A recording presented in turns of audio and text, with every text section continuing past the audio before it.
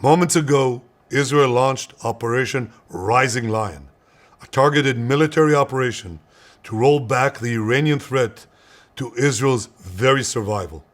This operation will continue for as many days as it takes to remove this threat. For decades, the tyrants of Tehran have brazenly, openly called for Israel's destruction. They've backed up their genocidal rhetoric with a program to develop nuclear weapons. In recent years, Iran has produced enough highly enriched uranium for 9 atom bombs. 9.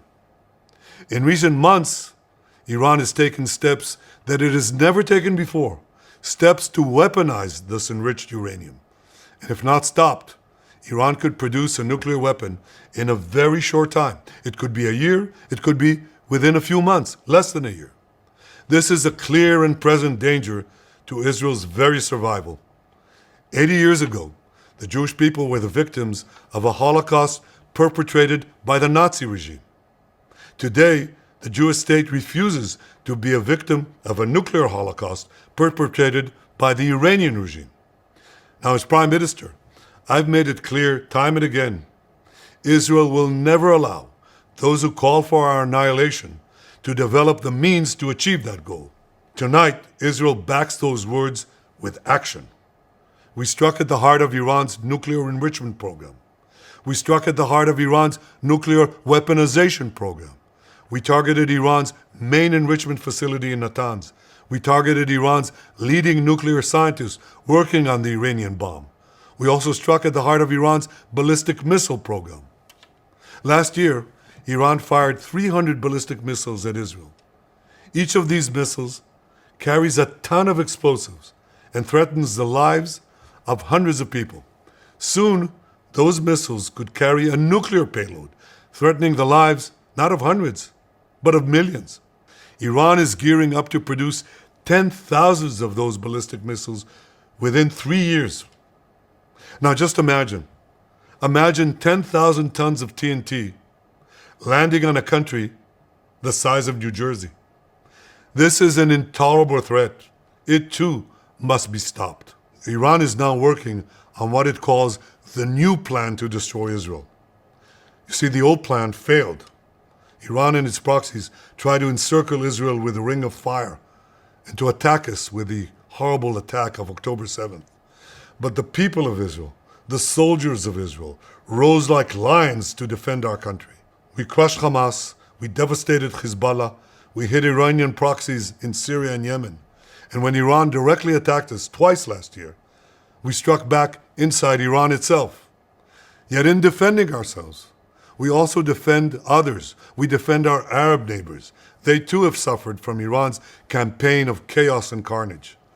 Our actions against Iran's proxy Hezbollah led to the establishment of a new government in Lebanon and the collapse of Assad's murderous regime in Syria.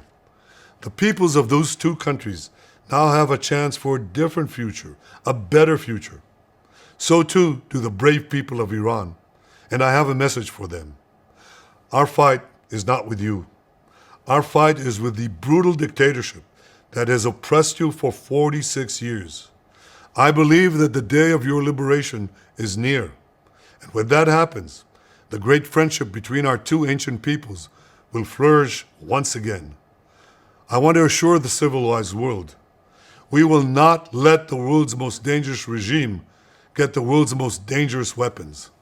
And Iran plans to give those weapons, nuclear weapons, to its terrorist proxies.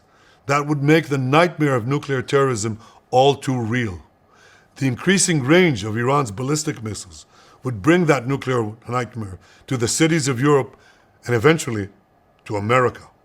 Remember, Iran calls Israel the small Satan. It calls America the great Satan. And this is why for decades, it's led millions in the chants of death to Israel and death to America. Today, Israel is responding to those genocidal calls with action and with a call of our own. Long live Israel and long live America. Our action will help make the world a much safer place. I want to thank President Trump for his leadership in confronting Iran's nuclear weapons program. He has made clear time and again that Iran cannot have a nuclear enrichment program. Today, it is clear that Iran is just buying for time. It refuses to agree to this basic requirement of peaceful nations. That is why we have no choice but to act, and act now. The hardest decision any leader has to make is to thwart a danger before it is fully materialized. Nearly a century ago, facing the Nazis, a generation of leaders failed to act in time. They were paralyzed by the horrors of World War I. They were determined to avoid war at all costs, and they got the worst war ever. They adopted a policy of appeasement. They closed their eyes and ears to all the warning signs. That failure to act resulted in World War II, the deadliest war in history. It claimed the lives of 60 million, including 6 million Jews, a third of my people. After that war, the Jewish people and the Jewish state vowed, never again. Well, never again is now. Today, Israel has shown that we have learned the lessons of history. When enemies vow to destroy you, believe them. When enemies build weapons of mass death, stop them. As the Bible teaches us, when someone comes to kill you, rise and act first. This is exactly what Israel has done today. We have risen like lions to defend ourselves. Over 3,000 years ago, Moses gave the people of Israel a message that has steeled their resolve ever since. Be strong and courageous, he said.